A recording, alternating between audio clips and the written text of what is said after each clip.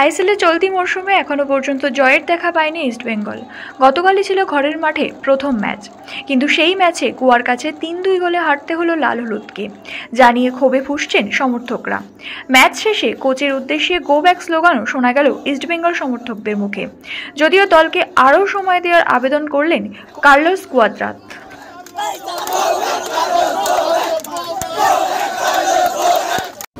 I think that we have a team for the future because we have been bringing a lot of players that are young and they have quite a long contract, and they have been playing for the Indian junior selections, for the under 23. We have players like Ali, like Jigson, like Gil, like Rakib. Also, he was playing in the national team when he was a kid. Maes is also a young player, so they are players that they can, with time they can be part of a strong squad.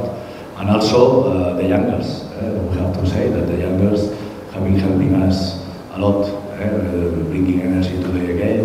Players like Sayan, like Vishnu, like Aman, that they have been participating already sometimes with the first team. They have been bringing assists, they have been bringing goals. So yeah, I think that the squad is a thing for the future. I think that we have the club have to be optimistic about what we are getting in the club to work and to make a better team.